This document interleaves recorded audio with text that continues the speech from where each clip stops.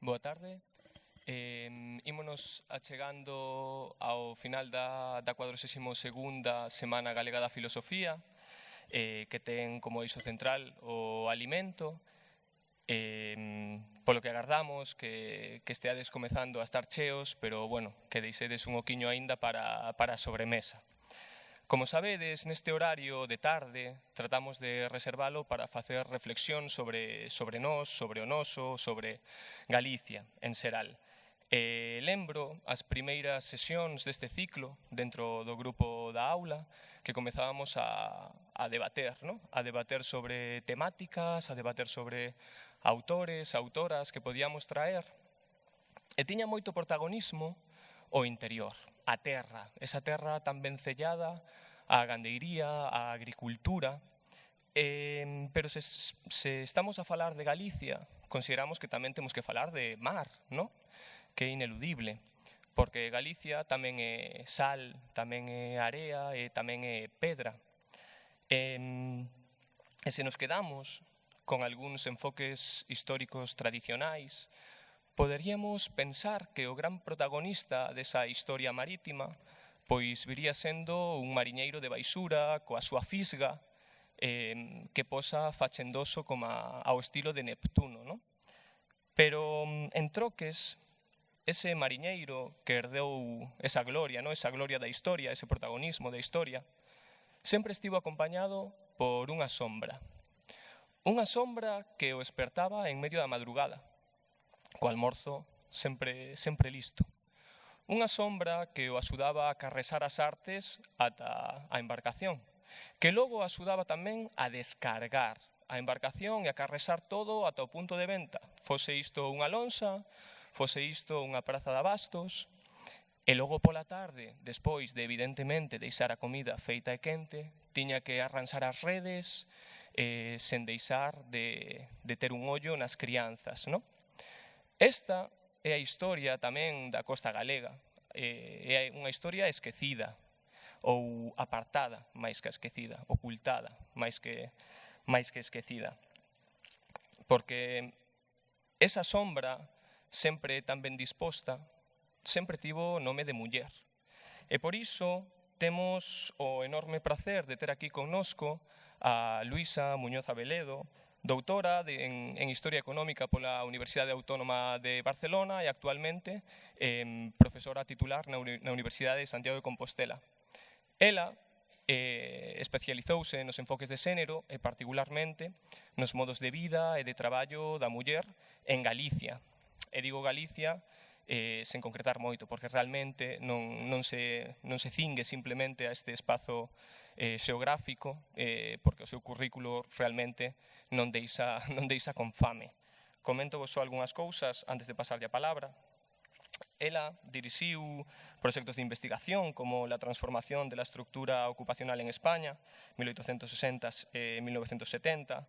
Tamén ten publicacións como a que comparte con Cristina Borderías, Desigualdades en perspectiva histórica, ás que se une tamén Xavier Couso en Ganadores de pan en las ciudades españolas, 1914 e 1930, sempre aportando un enorme contingente de datos, ¿no? Que é algo que me gustaría destacar da súa obra, dos seus libros, dos seus artigos, que sempre están plagados de táboas comparativas con datos, con porcentaxes, a través das cales podemos realmente erguer uns fundamentos e uns alicerces que nos sirvan para cambiar eses relatos, ¿no? Eses relatos tradicionais que se fixeron tan hexemónicos.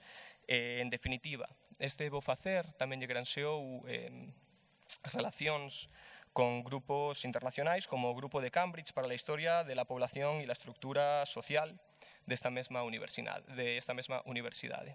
Polo tanto, para cederlles a palabra, darlle moitísimas grazas por aceptar o convite, por estar hoxe aquí, para que poida comezar coa súa palestra titulada Quen leva o pan a casa? As mulleres e os niveis de vida do litoral de Galicia nos séculos XIX e XX. Moitas grazas.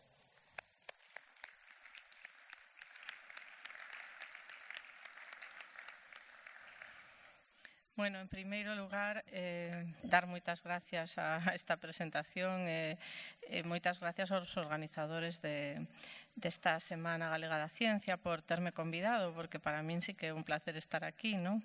E, bueno, pois, digamos, ao fío do que acaba de presentar Ismael, pois vou comenzar esta palestra, que espero que non aburra excesivamente coas táboas e os gráficos, ten algunhas fotos tamén, na que, sobre todo, pois quero analizar a importancia do traballo das mulleres xustamente para a economía galega, pero non só para a economía galega e para o seu desenvolvemento e a súa modernización, sino tamén que será, digamos, o último apartado pois para as economías familiares, non? Do litoral da rexión. Bueno, en primeiro lugar, por poñer un poquichiño en contexto, bueno, decir cales son os obxectivos principais desta palestra.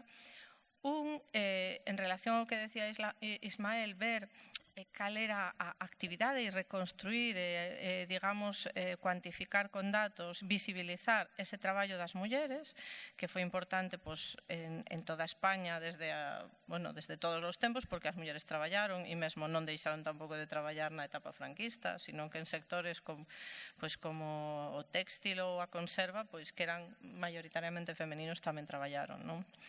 Entón, bueno, ver eso un poquinho con algúns números. Despois, mostrar a taxa de actividade, que non é máis que un cociente no que no numerador estarían as mulleres ocupadas, máis ben a taxa de ocupación, e no denominador as mulleres que estaban en idade de traballar, que, descontando as nenas, ata os 14 anos, dos 14 aos 64 ou 67 ou 70, dependendo do período histórico, non? Pero os censos dignos que a taxa de ocupación adulta iría desde os 14 ata, traballaban ata edades elevadas, non? No noso caso, puxemos 65. Despois, explicar un poquinho o funcionamento do mercado laboral e logo xa o último obxectivo é ver, e é o que se aproxima máis á parte de alimentación, ver que partidas de gasto tiñan as familias e canto asumían co seu salario, cos seus ingresos as mulleres en eses orzamentos familiares que tratamos de reconstruir, non? Bueno, entón, moi rápido, non? Para non aburrir, sí que vou sinalar que isto, o que vou presentar aquí, ten máis que ver con quizá os datos con Vigo e Bueu, pero que sí que é verdade que fixemos outro traballo inxente de ver distintas poboacións do litoral de Galicia e distintas empresas, non? Aquí preséntanse concretamente datos de Masó e de Curbera, non? Pero habría, digamos, na metodoloxía combináronse distintas fontes para poder sacar a luz o traballo das mulleres, non? E tamén para reconstruir os orzamentos familiares, moita documentación de carácter municipal e local, monografías escritas, da época, non? Rodríguez Santamaría, el Dicionario de Artes e Pescas, digamos, monografías de primeiro tercio do século XX, tamén entrevistas feitas a xente que naceu no 1910-15 e que se aproveitaron logo esas entrevistas que se fixeron a finais do século XX, e logo, libros de actas da Xunta de Reformas Sociais, o boletín do Instituto de Reformas Sociais, tamén expedientes de pobreza, etc. Para ver cales serían os prezos dos alimentos consumidos, digamos, non? Aquí temos así algunhas fotos que indican esas actividades que algunhas mencionaba Ismael e das que, un poquinho máis, aquí voume centrar máis no que é a industria, non? Pero en ese libro, que, é un libro, é un catálogo, a exposición, porque aquí queda moi perto e vai a estar, estuvo no Grove, As mulleres e o mar, estuvo no Grove, estuvo no Museo de Mar de Vigo, en distintos museos.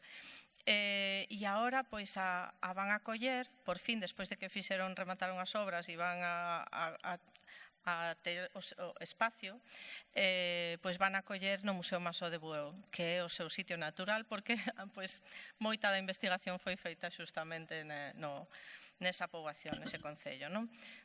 Entonces, bueno, pois digamos que o que aquí se plasma son as distintas ocupacións das mulleres, non solamente no que sería a transformación de peixe, sino tamén pois na redería, efectivamente na carga e descarga dos peiraos, de peixe e outros produtos, porque, por exemplo, en Coruña pois había moitas mulleres que descargaban o carbón nos anos 20.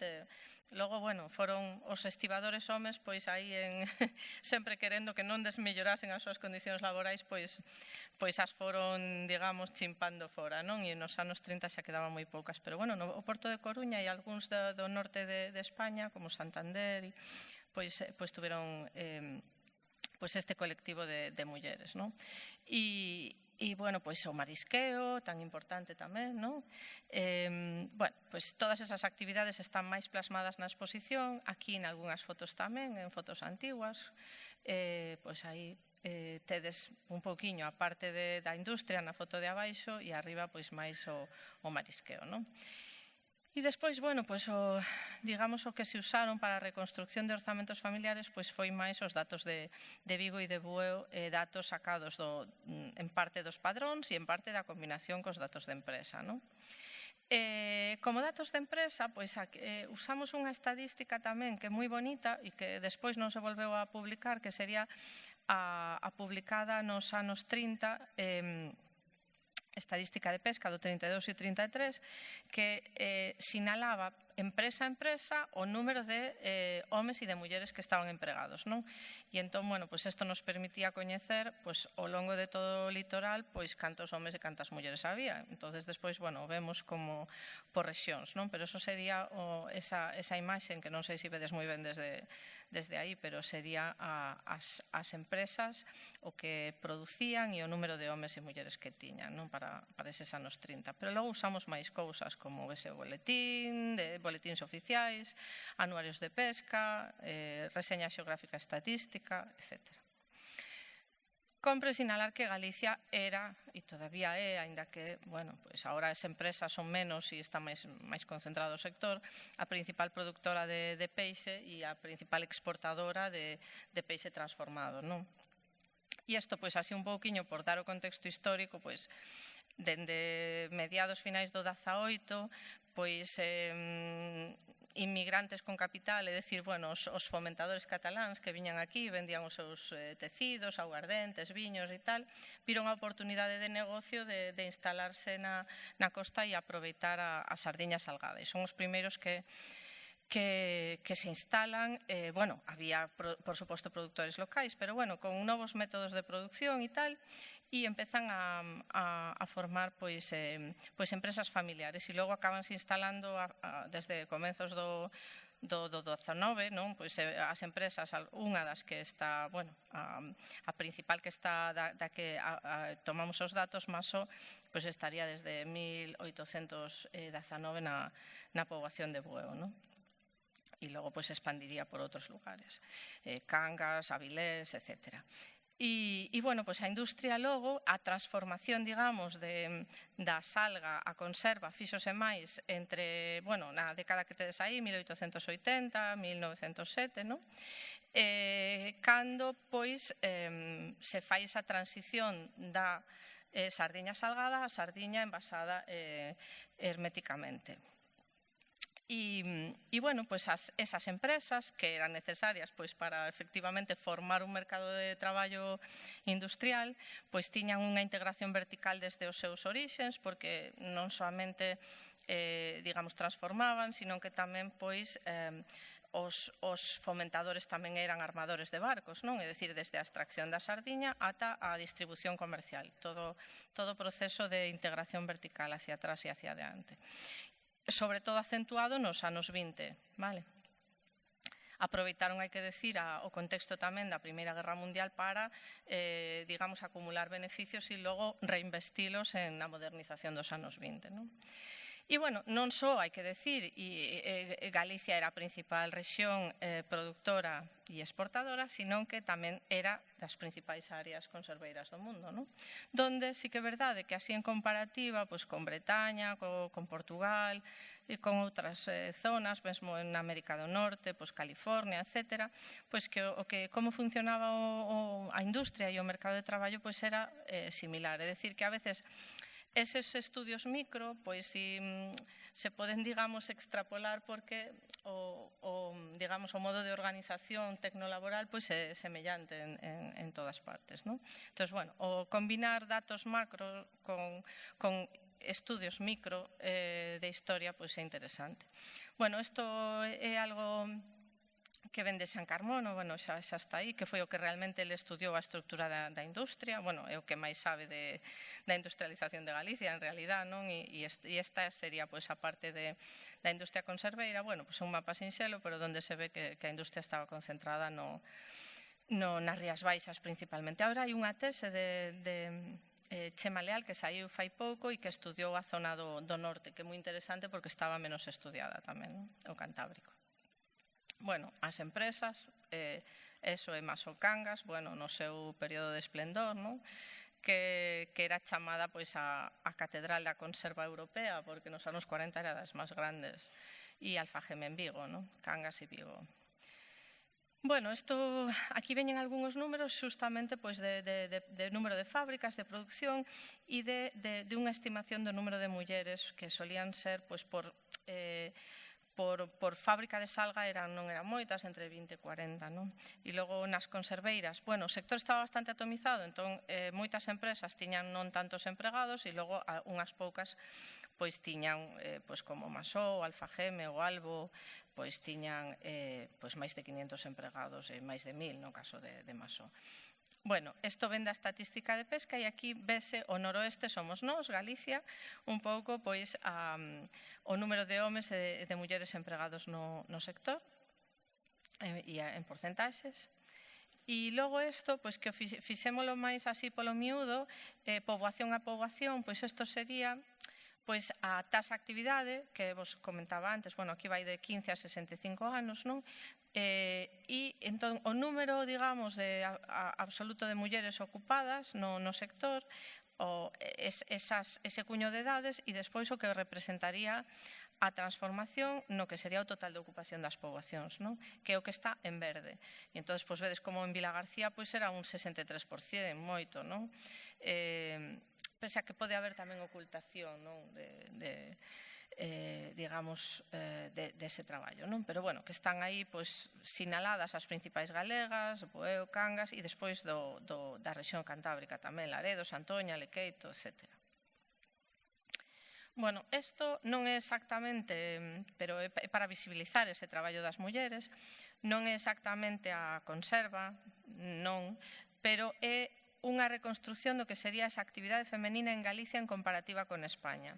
E entón, aquí fixemos, pois, collendo os censos nacionais e collendo pois esa variable edade e mirando onde podía haber subregistro, pois correxir a taxa de actividade. E se vedes, bueno, pois Galicia, a ver, o cursor, que non me deixa. Vale. Bueno, se vedes, Galicia xa tiña tasas de actividade superiores a España e ca nosa nova estimación pois sale unha tasa de actividade bastante alta, sobre todo pois, bueno, a partir aquí nos anos 20 e así, non? Pois de un 60%, que pois bueno, é un traballo considerable. Isto fixémolo, pois eso, vendo todos os censos de poboación que se publicaban en esas datas, 1877, 87, bueno, e logo xa eran publicacións decenais. E tratando de correxir as actividades nas que podíamos. Non só esta conserva, pero, por exemplo, tamén está o tabaco, non? Pois en Coruña estaba a fábrica de tabacos, pois empregaba a 2000 e pico mulleres, casi 3000, non? Pois o censo invisibiliza isto, non?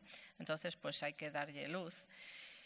E logo por ocupacións, pois tamén, para non aburrirnos máis, xa casi que se acabamos as táboas, pero pois eso, pois aquí veríase como os censos non identifican a estas industrias que funcionaban de xeito estacional, por isto quizás tamén é verdade que se producía ese subregistro de anotación das mulleres, non? Que moitas veces nos anos 20 pois decían que tiñan de ocupación sus labores e despois atopabas que estaban pois en Masó, en Curbera ou en Antonio Alonso traballando, non?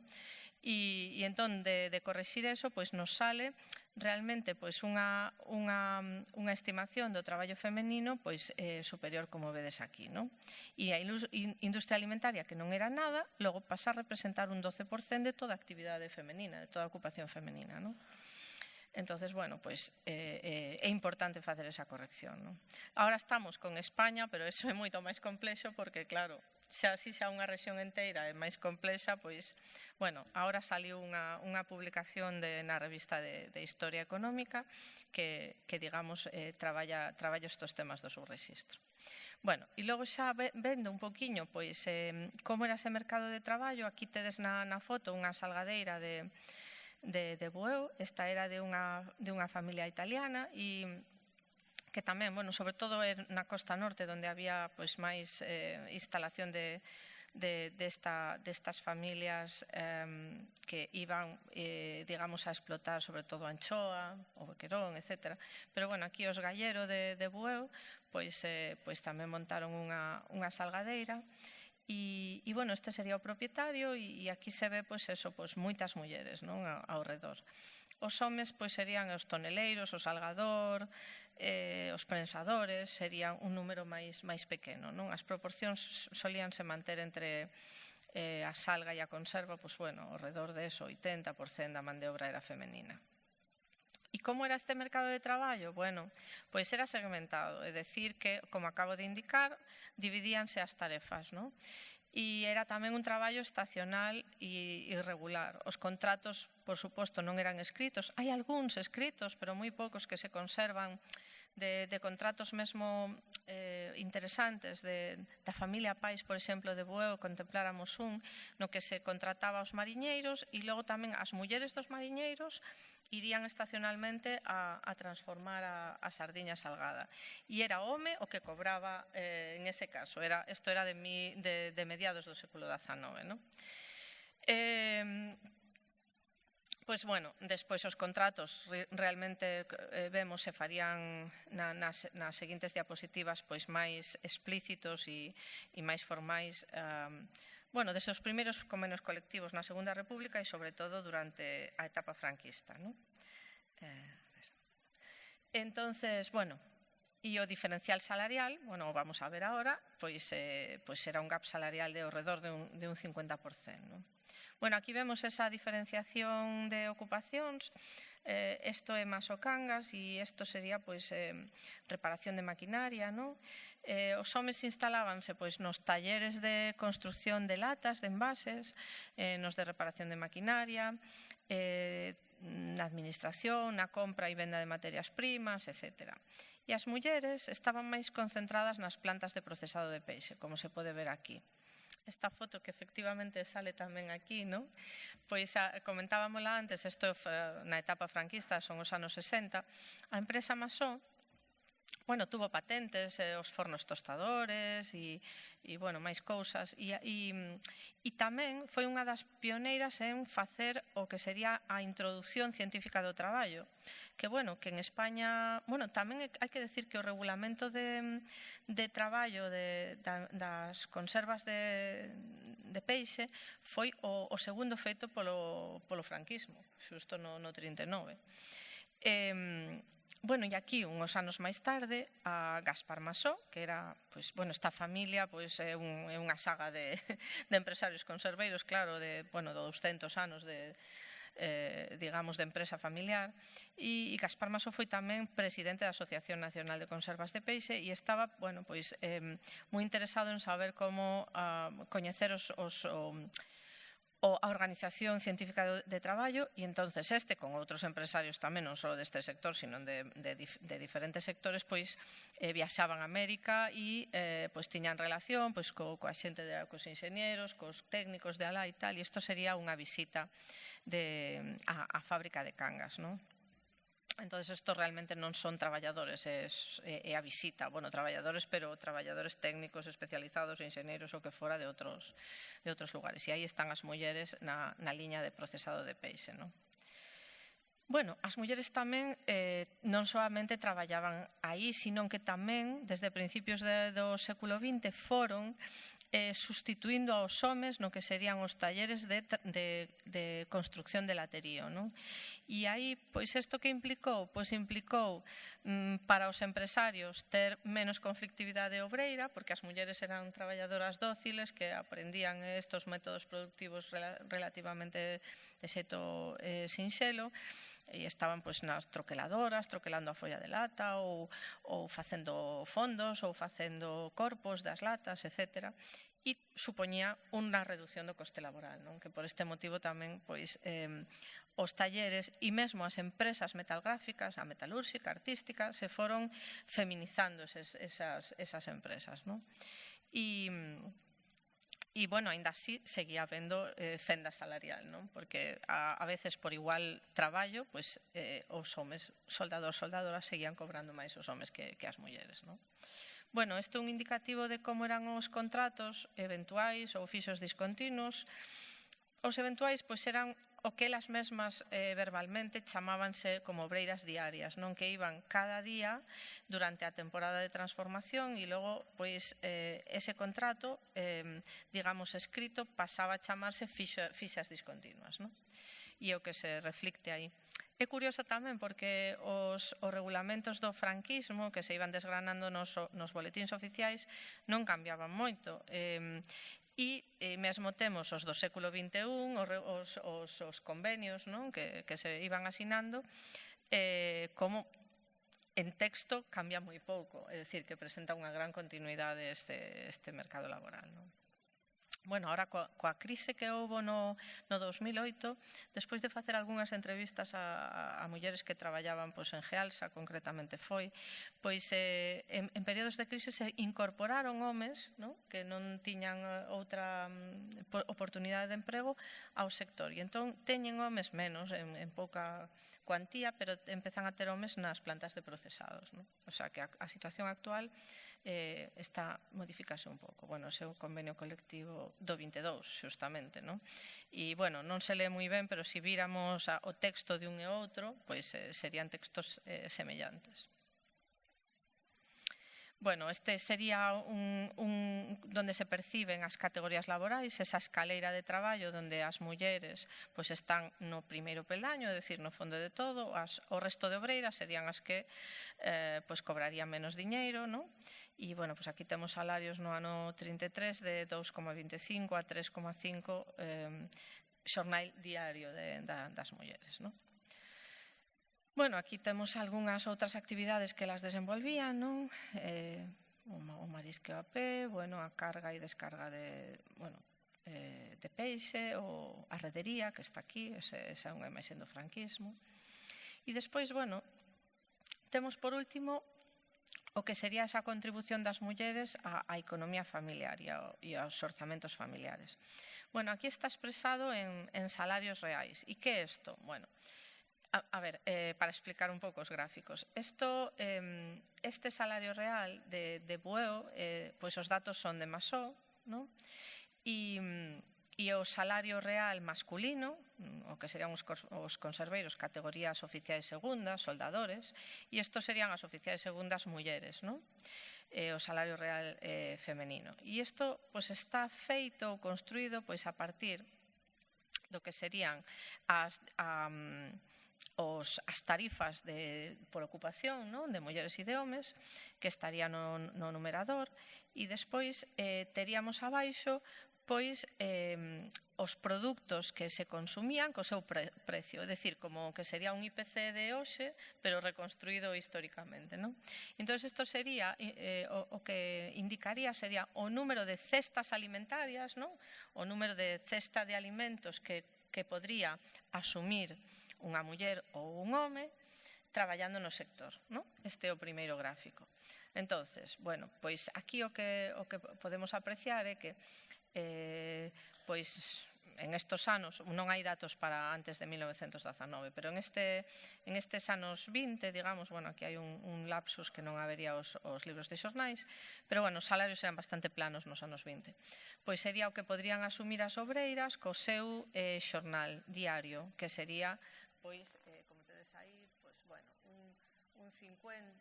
entre un 55 e 60% da cesta da compra, digamos, non? Ese sería como un índice de coste de vida alimentario, o que pode comprar co seu salario. Lóxicamente, como estamos falando, pois eso, de un gap salarial forte, pois os homes, bueno, e isto que permitía, bueno, pois que, desde logo, un home soldador supera con creces, non? Que é unha categoría pois un pouco intermedia, esa compra de o que sería esa parte do gasto familiar, non? De alimentos, e as mulleres non chegan, pero, bueno, contribuyen, non? En termos de ingresos, sería entre un 20 e un 30% dos ingresos das familias. E isto son familias de conserveiros, non? Ou de xente traballando aos 2 membros adultos da familia para a conserva. E isto sería, pois, os ingresos dos mariñeiros e os ingresos das conserveiras, non? Entón, aquí, que apreciamos? Bueno, isto está feito como? Pois isto está feito co que serían os vapores de pesca de masó. É dicir, que iríamos vendo, pois, por mareas os ingresos, e logo como era o reparto, que era o sistema de traballo aparte, pois o que ganaba, o que iba para o armador e para o barco, e o que iba para os mariñeiros, non? E entonces, pois, con isto, pois podemos apreciar como os ingresos eran moi irregulares, os ingresos dos mariñeiros. E entonces, como era bo que houbera un pouco para paliar unha mala marea ou ingresos máis baixos dos mariñeiros, como era bo que estuvera ese ingreso un pouco máis estable das mulleres traballadoras que iban diarias, non? Entonces, bueno, conclusión de isto, que a suma de ingresos a que fai que as familias conserveiras ou as vivan, bueno, relativamente de forma decente, non, digamos, respetable, para superar polo menos os niveis de subsistencia. Bueno, tamén esquecíame como aquí se aprecia un poquinho a subida de salarios dos primeiros convenios colectivos da Segunda República, no que afectou un pouco maior medida as mulleres que os homes, esa pequena subida, e entón, pois, aí podrían asumir chegar ata un 70% cando menos dese gasto de alimentos, non? E, bueno, e logo pasamos un pouco á reconstrucción dos ingresos familiares. Bueno, isto sería, aquí non está só o mar, non? Pero, bueno, poñoa, porque aquí sí que serían familias obreiras, pescadoras e campesiñas, como tamén esa suma de ingresos de todos os membros da unidade familiar contribuyen a paliar os déficits da mesma, non? Entón, aquí son distintas ocupacións, non estamos falando só de mariñeiros. E sería Galicia, sería a base de datos, estaría composta, pois, por un par de cidades, Coruña, Ourense, pois é unha máis dinámica, outra máis, bueno, digamos, con menos oportunidades de emprego, non? E despois, pois, teríamos varios povos, Nigrán, Padrón, Bueo, están aí, bueno, a base de datos é esta, non? Entonces, bueno, digamos que sería unha pequena representación de distintos modelos económicos dentro da rexión e un pouco cales serían os ingresos desas familias, non? En total de fogares, 600 fogares. E cal sería, pois, eso, a un pouco a aportación das mulleres, non? Pero, indo xa máis ao que serían, pois, estas familias de pescadores, e en comparativa co que serían orzamentos familiares de Cataluña, que un pouco isto veño a traelo porque me pareceu interesante. Bueno, primeiro porque na reconstrucción dos orzamentos familiares, pois sí que tivemos en conta, bueno, fixemos outra publicación, fixemos dúas. Unha con Cristina Borderías, que comparamos os dous modelos de industrialización, o textil catalán e o da conserva en Galicia, e intentamos ver como vivían esas familias obreiras, non? E entonces, que pasa? E que curioso e interesante desto? Pois que nos fixemos, pois reconstruímos o que serían o gasto alimentario, non? O gasto de vivenda, mediante información dos boletíns do Instituto de Reformas Sociais, especialmente, bueno, isto é unha fotografía porque é un ano, pero realmente o fixemos desde 1914 ata 1929 para Isto sí que, bueno, foi un artigo como máis de eso, España, o que mencionaba Ismael, non? Pero isto que fixemos, pois, a comparativa Cataluña e Galicia, pois observamos os alimentos, observamos os prezos deses alimentos, non? E despois os dous tipos de familias. E entonces, que pasa aquí? Pois que as familias de pescadores, unha parte, é autoconsumo. O autoconsumo en Galicia, bueno, moi importante no interior, lóxicamente, pero está pouco estudiado ou nada, e é difícil de medir tamén. E outra parte, na costa, pois o que sería, por exemplo, as familias da conserva, pois ou podía ser que tuvesen o aceite como pago en especie, tamén parte do peixe e, por suposto, pois os mariñeiros, non, o changüí, a vagada, etc. Pois eso, a caldeirada, que é o plato como típico que se facía nas casas de mariñeiros, pois isto era pago en especie. Entonces, pois que pasa? Si tú xa traes, aportas ese alimento ás familias como pago en especie, pois non tes que ir ao mercado. Tamén aquí a pluriactividade e esa, digamos, esa multitarea de, bueno, as mulleres van á fábrica, pero despois tamén teñen, nas casas hai un pequeno horto que se cultiva e entón pois aí hai millo, hai patacas que non hai que ir ao mercado parte do ano, pois cómese pois o pan de Borona, bolos de pan de Borona, isto pois por entrevistas feitas, por monografías locais como a de Estévez de Bueu, por los pescadores del norte de España, pois por todo eso se sabe cales eran as súas dietas, non? E entonces, bueno, pois podemos, digamos, estimar de alguna maneira ese autoconsumo, que sería unha parte importante de reducción do gasto en alimentos, non? Entonces, de ver todo isto, pois resulta que si tú miras os xornais, logo tamén estimaron un pouco pois, o tipo de traballo, os días traballados ao ano e cal sería o ingreso anual, pero tamén o ingreso diario, non? Entonces, pois, que pasa? Pois que non salimos tan mal parados, non? Porque, que non sei se se ve moi ben aquí na diapositiva, pero xustamente non se ve a parte final. Espera, que voulle dar un pouco a ese escape, a ver se o podo... Porque esta parte está xustamente que non se ve a parte final. Ai... pois é que aquí só se ve modo presentación, non? Polo que vexo. Bueno, pois nada, vamos a... Vese modo presentación. É que non se ve xusto o final, pero xa vos lo conto eu, non pasa nada. O orzamento familiar está aquí. Aquí estaría ingreso. Xusto falta o último renglón, que non sei por que aquí non se ve. No meu PowerPoint sí que se veía. Pois non hai déficit, pero nin en Cataluña nin en Galicia, pero quero dicir que non vivíamos peor, sino que, digamos, en esta estimación de orzamentos familiares, pois nos compensa o autoconsumo, digamos, non? E, bueno, aí estarían representados pois un pouco a cesta de alimentos básicos, non? Tendo en conta, pois eso, as diferencias tamén na dieta por rexións, non? Que non se consumía, bueno, e dentro da mesma rexión tamén, non? E, bueno, xa para concluir,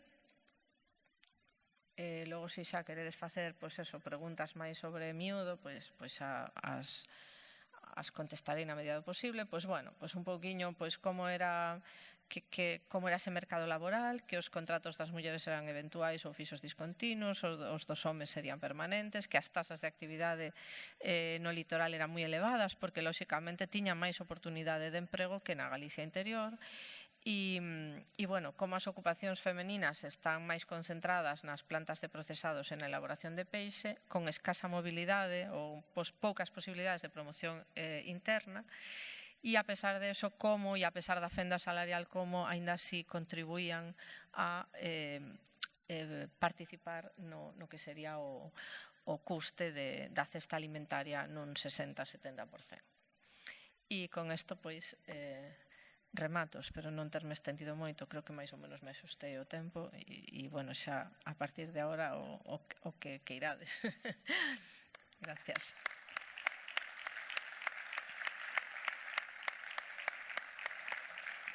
Moi ben, moitas grazas. Pois abrimos rolda de preguntas a vosa disposición.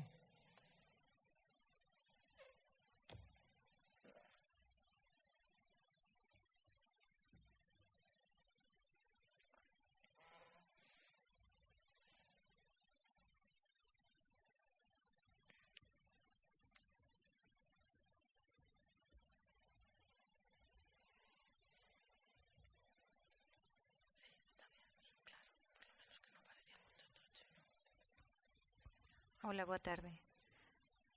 Grazas por facer tan visible o traballo das mulleres ao longo da nosa historia. E, bueno, en todo o que acabas de expoñer, a min o que me ven á cabeza dende que empezaches a poñer as tábuas e demais e onde quedan todo isto a maternidade? É dicir, ti falas que as estadísticas están feitas de 14 a 15 anos a 65. Aí está a idade de ser nai. Sí.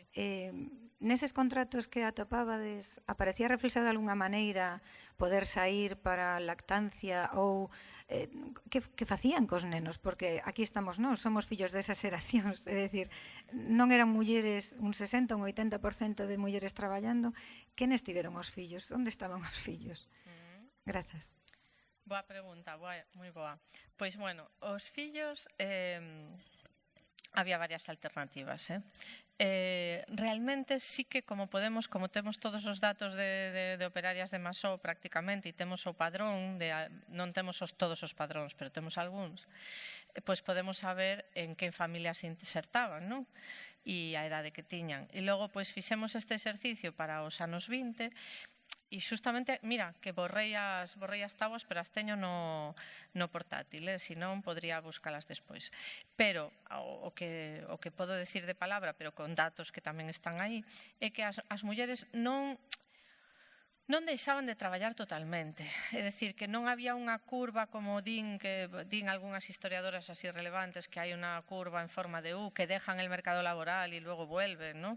Ou mesmo en Cataluña tamén pasaba que cando os nenos chegaban á adolescencia reemplazaban as nais e cando eran adolescentes, pois as mulleres salían do mercado laboral, porque os ingresos dos adolescentes parecía que cubrían. Bueno, pois aquí o que se facía era por un lado ir menos á fábrica, quizá ir menos, pasar o mellor de fixa discontinua a ir con máis xente, ir cando podían ir. Estrategias varias, pois unha, efectivamente, deixar os nenos a cargo de un familiar. Dúas, tamén, se compensaba ou se podían, pois, que os fillos maiores se ocuparan dos pequenos. Tres, contratar a alguén, pois, se tiñan que ir a traballar. E 4, leválos á fábrica, porque moitas crianzas iban á fábrica coas nais, iban. De feito, que antes o comentábamos con Ismael, pois a contratación, a política de contratación era moi familiar, porque eran varias xeracións de sagas de conserveiros, pero tamén moitas xeracións de familias que traballaban, nais, fillas, sobriñas, irmás, etc. E tamén os homes, non?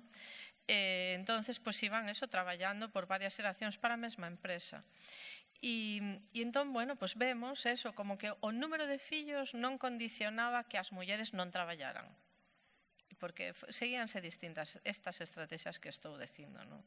É verdad que o mellor reducían sí, pois, e por entrevistas así feitas, as señoras moi maiores dicían, bueno, mentras que os nenos foron moi pequenos traballei menos, pero trataba de non deixar totalmente o posto para despois seguir, en canto que os nenos puideran ser un poquinho máis grandes, non? E xa,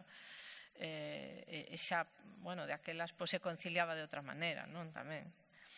Despois, durante o franquismo, sí que a propia empresa, como era destas empresas grandes, entre Cangas, Bueu e tal, miles de mulleres traballando, pois é das pioneiras, bueno, pero tamén porque o sistema, porque o paternalismo do franquismo o exixía. Tiñan comedor de empresa, tiñan gardería, tiñan enfermería, etc. Entonces tiña, pois eso, unha gardería tamén, non? A Masó tiña en Cangas. Entonces, bueno, pois non é que non houbera mulleres casadas, había mulleres casadas, sí. E trataban de non deixar o posto totalmente da fábrica, non? Porque, ademais, o que elas decían é que, efectivamente, daba independencia, daba o traballo fora da casa, a cultura tamén, do traballo. Por exemplo, non tanto na conserva, pero tamén entrevistas feitas a artística de Vigo, pois tamén, bueno, aí os salarios da artística eran superiores aos das conserveiras, entonces, bueno, elas se consideraban, pois eso, como traballadoras privilexiadas e traballadoras, bueno, que querían o seu traballo, querían ir á fábrica, porque lles daba unha certa independencia, tiñan os seus cartos que podían dispoñer, non? Ou aportar a familia, non? Sí, pero non esquezo da maternidade, claro, porque é verdad que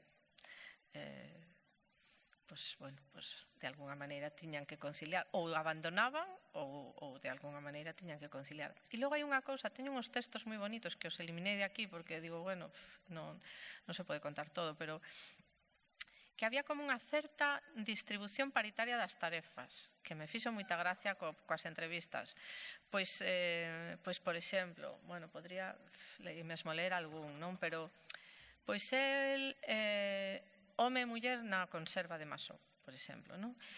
Pois mentras eu, que estaría bonito lelo, pero non sei se é moi rollo buscalo. Bueno, espera, porque como trouxe unha portátil é para non decilo así de cabeza, sino ler o propio texto, porque creo que é fácil.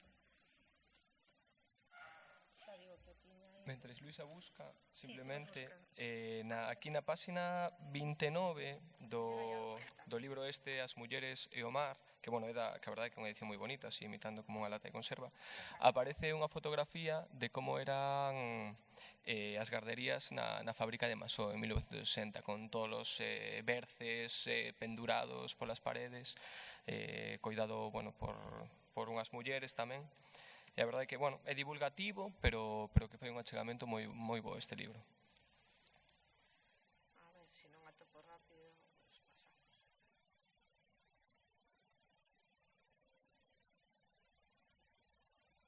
Solo que estoy dicindo como a ver se traballa con conexión, que é un rollo.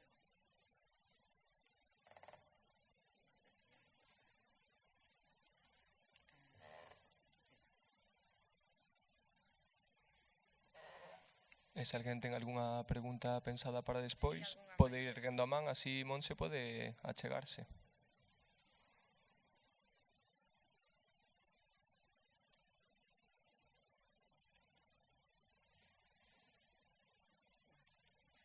Xa estou casi,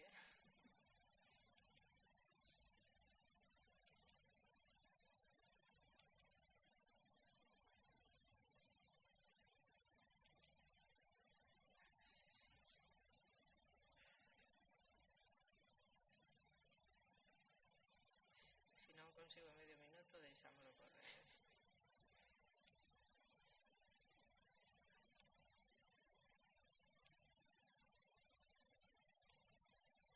Sí, a ver, aquí hai unha. Ela decía, o meu marido traballaba na conserva tamén, no taller de carpintería facendo caixas. Eu non deixei de traballar para cuidar aos nenos. Bueno, eu viña para casa, e se eu velaba, el viña para darlle de cear aos rapaces. Tivemos 8, claro, porque elas tamén facían traballo nocturno, as veladas eran traballo nocturno. El, aceite, pan tiñamos de abondo, o que acabo de decir de pago en especie. O aceite traíao de Masó. Eu facía caldo de calabaza, o señor, o marido. O verdura e fretía o pan. Ela, mira, pola mañán, el marchaba máis cedo camín. Eu quedaba na casa, daballes de almorzar, eles quedaban na casiña. Bueno, tamén quedaban solos, efectivamente, sí. Eu deixaba a leñiña preparada e iba a traballar. Bueno, que así algúns, digamos, destos documentos históricos, pois... Isto que decía tamén, antes de casar ia a diario, despois de casar fun xa eventual como a xente. Cando empecé a ter os rapaces, perdía de traballar. Meu marido axudaba na casa, amasaba o pan, facía comida, traballaba na horta. Facer de comer non sabía moito, pero se eu non podía facelo, el facíao. Bueno, non sei, hai unha pequena, digamos, axuda mutua, digamos, división un pouquiño informal de tarefas, non? Bueno, xa está, topeino. Hai outra pregunta aí? Ola, pois encantada de escoitarte. Chámome Ana, eu veño de Mondariz e sei que para alén da economía das familias da costa, a conserva ten influído en moito nas economías de interior, porque moitas desas mulleres dóciles, como ti as definías, que traballaban nas conserveiras, proviñan precisamente do interior, eran moitísimo máis dóciles, máis mansas, non? Entón, iso por un lado, se tendes contemplado tamén a influencia desas economías, desa achega, desas mulleres de interior. E despois, agora que comentas o das veladas, ata que punto ese traballo das mulleres nas fábricas de conservas se semella ao resto da produción fabril da época do que ven a seguir, non? Porque claro, están conceptos como iso, como as veladas, as primas que recibían por a produción feita, etc. É dicir, ao final, aínda que pareza que non, aínda que ti te centraches un poquinho no que é o inicio do século XX, sí que é verdade que aí nos anos 70, 80, pois esa produción foi tremenda, non? Sí que achegou moitísimo diñeiro. Entón, pois nada, que comentases un pouquiño isto que che estou a apuntar. Grazas. Bueno, a influencia efectivamente da industria, bueno, tuvo esa creación dese mercado laboral litoral fixo, eso está moi pouco estudiado, pero para Muros creo que o mirou desde a demografía histórica Isidro Duer, eu mirei no para Bueu, facía que as poboacións que tiveran, bueno, Galicia expulsou poboación no primeiro tercio do século XX, logo tamén nos anos 50-60, pero xustamente as poboacións mariñeiras onde había posibilidade de emprego, estas industrias digamos de transformación, pois atraían poboación do interior. Vigo era unha aldea a finais do 19, ¿no? E logo se convierte en unha grande cidade industrial. Entonces, é verdad que polo Porto de Vigo saían emigrantes, pero saían máis expulsados do interior. E, en cambio, por exemplo, en Bueu, o saldo migratorio neto era positivo, é dicir que, bueno, que entraban máis que saían. Entonces, ese, bueno, digamos, tuvo un impacto positivo porque para o interior, digamos, abriu posibilidades tamén de traballar na propia rexión sin ter que migrar, non? E en canto á segunda pregunta, que efectivamente que se veía aí a foto de Masó, Cangas dos anos 60, non? En plena ebullición da OCT, pois as mulleres tamén, bueno, aí digamos entra o ter que dar un rendemento, non? E isto, pois, non só pasaba na conserva, pasaba no téxtil, pasaba no tabaco, non? Tiñan que facer, bueno, cronometrar o seu traballo, era a entrada, digamos, do fordismo a lo bestia, non? En distintos sectores, non era só a conserva. E entonces, pois, eles medíanlles o rendemento, había sobre todo as consultoras que xa funcionaban nos anos 20 e 30 no sector do automóvil, pois en Italia, en Alemania, etcétera. E que aquí, cousa curiosa, se alguén se anima a indagar, porque eu mirara no arquivo histórico municipal de Vigo, e hai trazos tamén xa de intentar introducir esa OCT nos anos 20 e 30, porque estábamos bastante avanzados, non? A industria nos era moderna. Pero, bueno, a consolidación é despois. E entón, bueno, pois eso, que as mulleres entran a formar parte desa cadea, non? E dese ter que dar o rendimento que se facía con un sistema que se chamaba B2. Sistema B2, tiñan que dar pois todas esas tarefas que se iban desgranando, que moitas eran manuais, pois tiñan uns tempos e un cronometraxe. Isto, o rendimento e a productividade, pois como nos outros sectores, era moito maior. O que sí que é verdade que tamén era maior o esforzo da xente, non, para dar ese rendemento. E bueno, un pouco iba en detrimento da calidade do produto, porque tamén claro, canto máis apuras, non, pode non ir tan ben, non? Non sei se isto contesta un pouco, pero bueno, o que sí que é verdade é que xa os salarios, ademais, con unhas relacións laborais que comenzan un pouquiño a abrirse desde os convenios do 58, pero moito máis no 70, non? A partir do 72, se iban asinando subidas salariais, conforme tamén aumentaban os prezos e tal. Bueno, digamos que sería unha época na que si tiñas estas familias que tiñan pois o home pescador fora, en altura, gran altura e tal, que gañaban diñeiro tamén en grandes empresas, xa despois está a pesca nova, bueno, todo está conxelado, é outro universo, e, bueno, que foron anos de aforro, de construirse casas, que decir, que non está tan estudiada xa esta etapa, non? Isto en canto aos niveis de vida, non? En canto á conferencia en sí, pero sí que, por suposto, influiu positivamente nas familias, sí.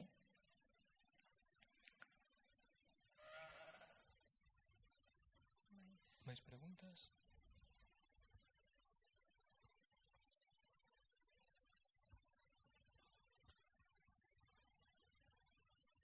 Bueno, mentras ides pensando, eu teño algunha tamén por aquí anotada.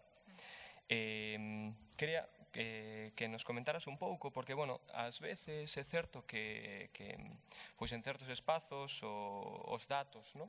Poden parecer algo engorrosos, as táboas, as gráficas, pero creo que ao final se acaba de facer aquí unha crítica moi forte pois a fundamentos do patriarcado, non?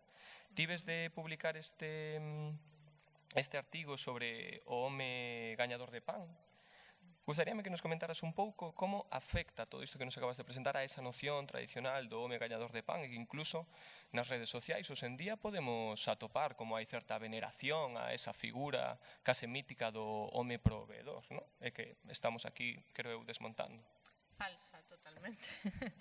Desde logo, claro, isto foi unha teima e que sí que nos levou como eso, dous artigos, cando menos, 2 artigos e un monográfico que está en aberto na revista de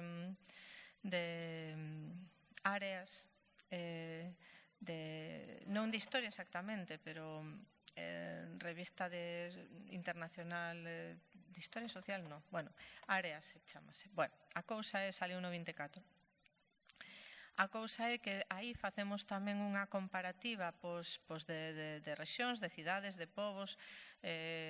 Os artigos van tamén sectoriais, porque eu fixen esa parte un pouco máis de pesca, conserva e tal. Logo está mineiría, está o País Vasco, está Cataluña, están Baleares. Bueno, hai varios historiadores e historiadoras desmontando esa idea do gañador de pan, porque traballamos o primeiro tercio do século XX, pero que efectivamente que hasta a Segunda República e despois no franquismo tamén pasa, porque xa tamén hai estudios feitos para o primeiro franquismo, que sin esa suma de salarios, o salario dos homes non chegaba. Mira, os salarios máis altos eran os dos metalúrxicos, a nivel España, non? Fixemos un traballo, vendo un pouco comparativas de ocupacións femeninas e masculinas. Femeninas hai moi poucas, en base aos anuarios estadísticos, e bueno, as masculinas sí que son máis, son as relacionadas coa construcción, coa metalurxia, tamén coa confección, e entonces, bueno, agás a finais dos anos 20 os sastres, que sí que plenamente son ganadores de pan, e xa moi ao final dos anos 20, todas as demais ocupacións, non, é que precisaban os ingresos das mulleres, dos adolescentes, etc. máis a suma de ingresos que non ese modelo de male breadwinner ou de home como principal gañador de pan, non? E entonces, bueno, non, pese a que efectivamente o discurso da domesticidade parece que sitúa as mulleres na casa e aos homes no mercado laboral, a realidade foi que aquelas industrias intensivas en traballo femenino o mantiveron no século XIX e no século XX tamén, durante o franquismo tamén, porque que pasa, que as conserveiras non iban a traballar nos tempos de Franco, ou que as do textil non iban a traballar? Pois sí, claro que iban a traballar. E máis, bueno, como decíamos, eso era unha man de obra que interesaba a moitos empresarios, non? Porque reducían custos laborais. E, polo tanto, bueno, eso, no tabaco, no calzado, na conserva, non só a conserva de peixe, a conserva vegetal, moi importante na zona de Murcia, na zona da Rioxa, etc.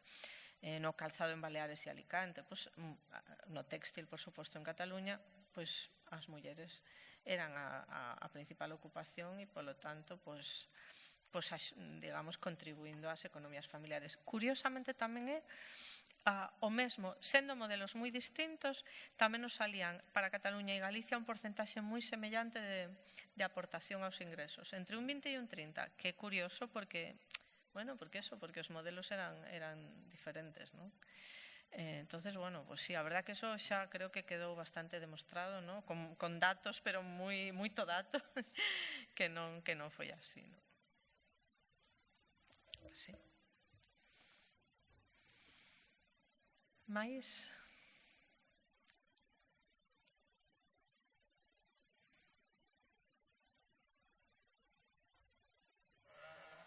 Se non, eu teño outra. Vale. Eu quería, bueno, antes tamén comentabas do movemento obreiro, non? Falabas pois da fábrica de tabacos da Coruña, e quería que nos comentases algo sobre a conflictividade entre sexos, homes e mulleres, sobre todo co novo modo de traballo que chega, como hai unha sustitución que volve conflictivas esas relacións, non? Podrías apuntar un pouquiño por aí? Bueno, sí, a verdade é que aquí é curioso, porque as mulleres sempre, bueno, así o que eu coñezo, que, bueno, aquí tamén é verdade que outros compañeiros que fixeron pois máis estudios sobre a pesca, Dionisio Pereira, sobre todo, bueno, que estudiou moito a conflictividade no sector pesqueiro e tal, pois saben moitísimo máis, pero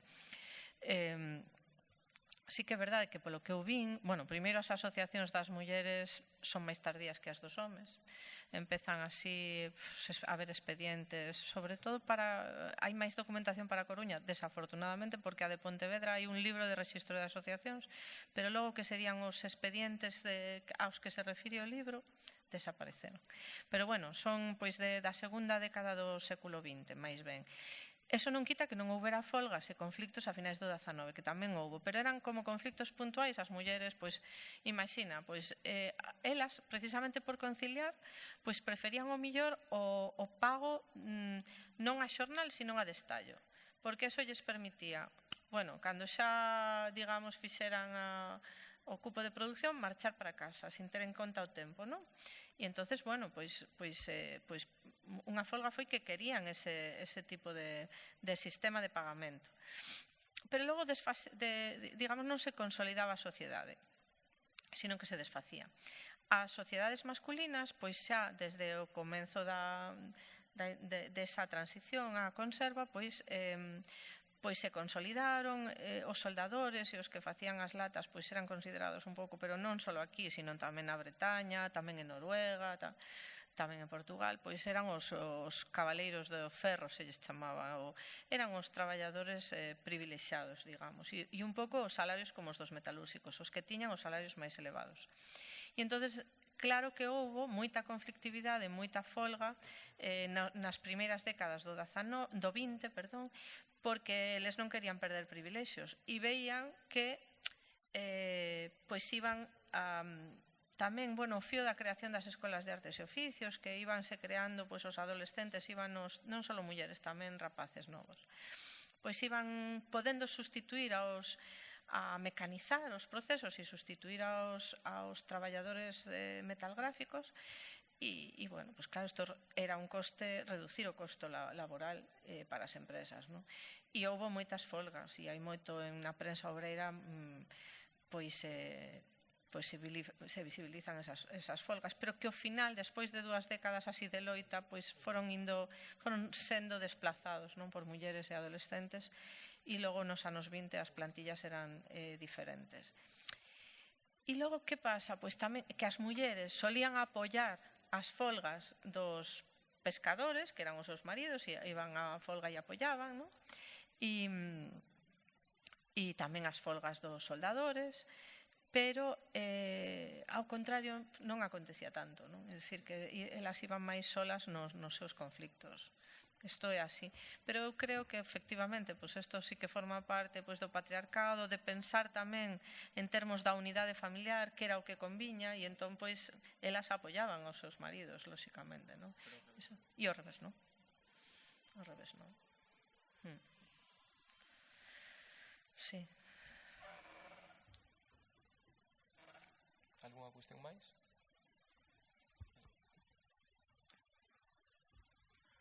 Eu quería simplemente facer unha reflexión sobre a salubridade no mundo do traballo onde as mulleres.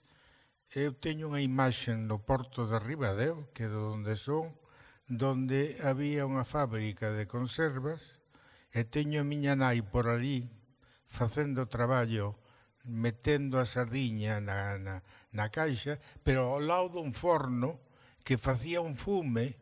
E eu dicía, aquí non se pode respirar.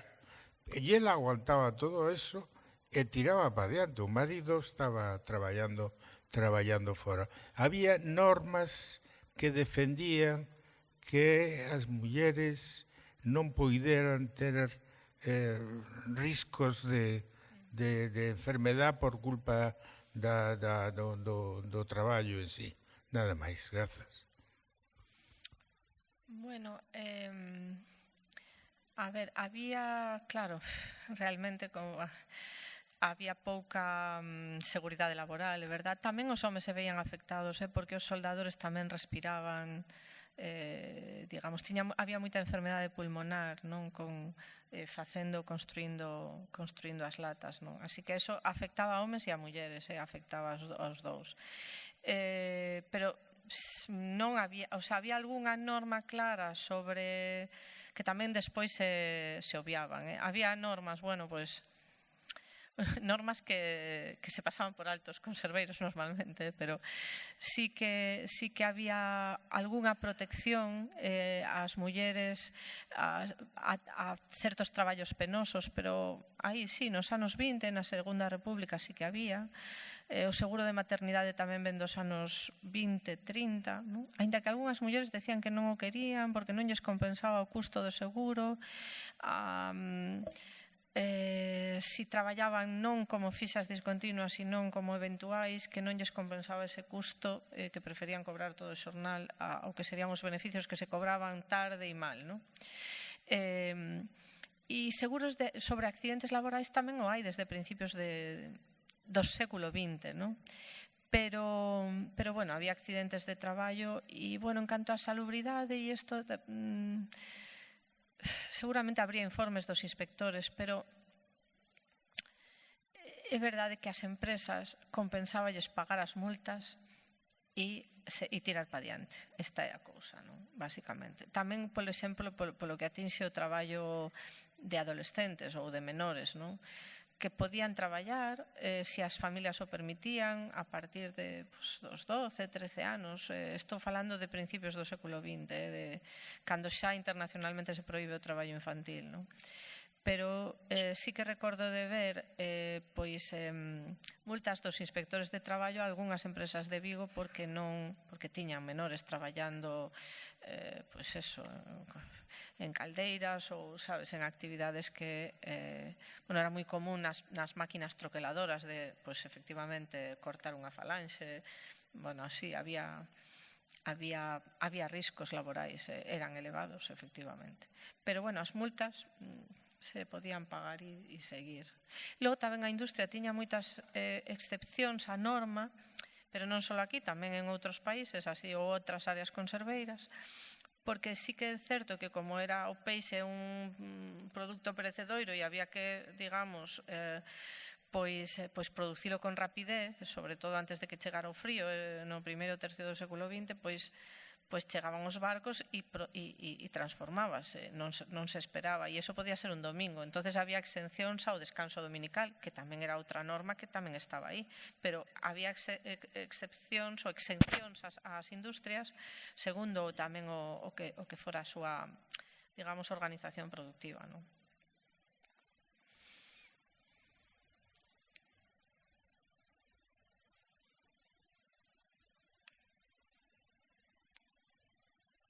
É certo que as condicións laborais melloraron afortunadamente. Quer dicir que eso, que logo se pasou de traballar de pé a traballar máis sentado, a ter máis unha indumentaria máis axeitada, algunhas desas, hasta o franquismo tampouco houve tantas melloras, pero despois sí que é verdade, nos anos 60, 70 e despois máis adiante, sí, lóxicamente sí, non? Algunha pregunta máis? Bueno, como parece que non, ímolo deixar por aquí. Non sei se podemos volver a foto de antes, de Masó, e deixala aí, porque eu creo que é unha foto particularmente elocuente, que nos fala dunha época. Nada. Esta sería mulleres troquelando latas, ves? Aí nas conclusións, eso sería nos talleres tamén de Masó. Iso, o que dicía, darlle as grazas a Luisa pola palestra, por aceptar o convite, grazas a vos por estar tamén aí, polas preguntas. Convidamos vos ao peche da semana galega da filosofía, hoxe ás 8, que será a palestra de Javier Sádava, titulada Lección de clausura, cultura e filosofía, ás 8 da tarde. Así que, nada, deixámoslo aquí e moitas grazas. Gracias.